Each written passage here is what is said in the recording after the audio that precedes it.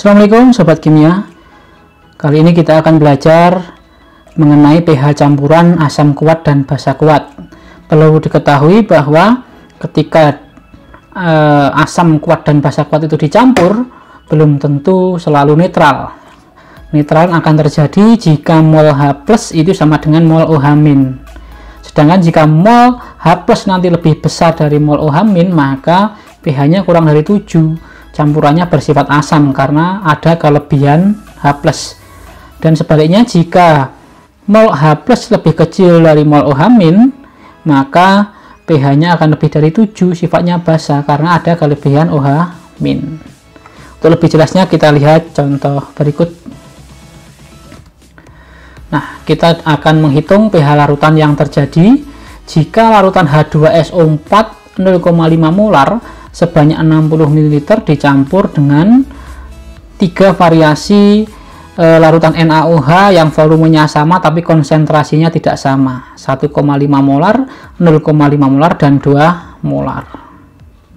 Nah, langkah pertama kita tentukan dulu mol dari H+ dan OH- itu dapat ditentukan dengan rumus molaritas dikalikan volume dan dikalikan dengan valensi, banyaknya H pada H2SO4 atau asam ya, dan banyaknya OH pada basa.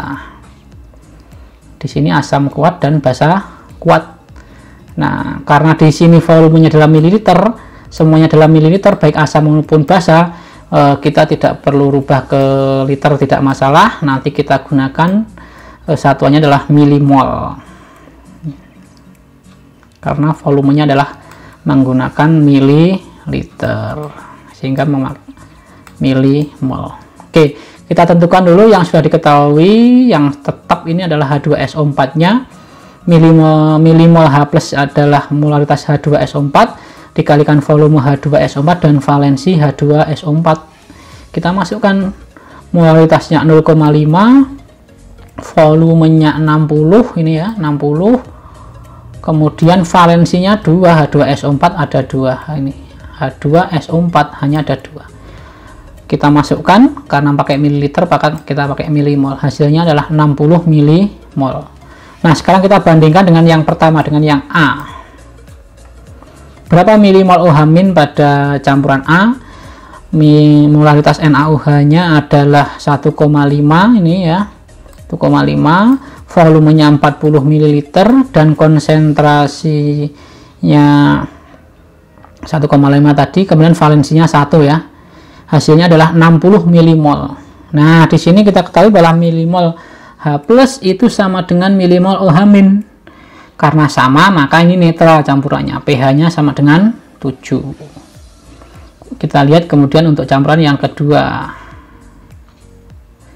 60 ml H2SO4 0,5 molar dengan 40 ml NaOH 0,5 molar.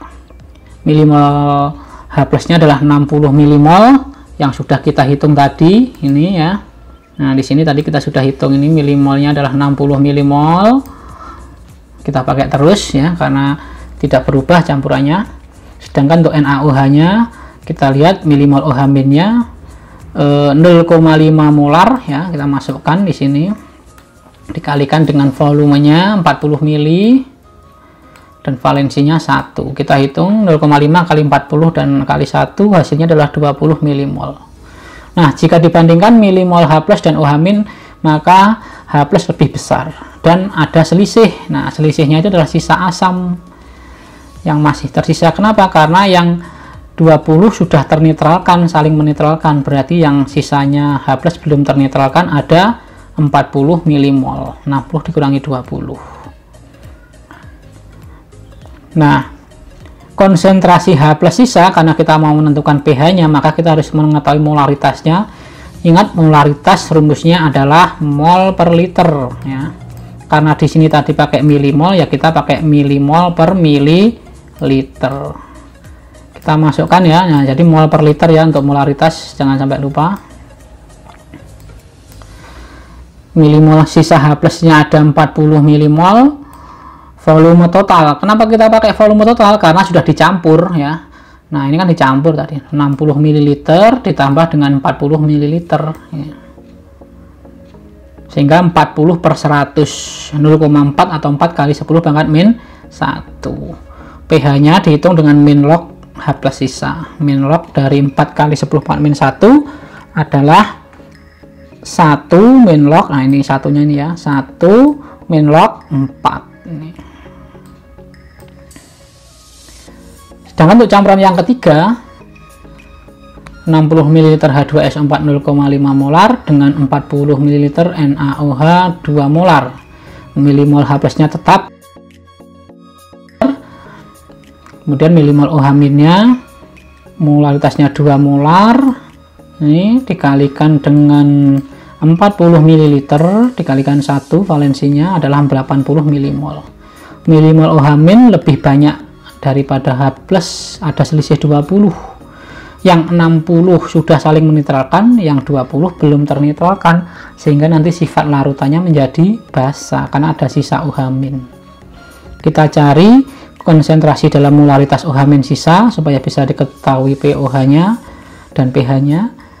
Jadi milimol per volume total.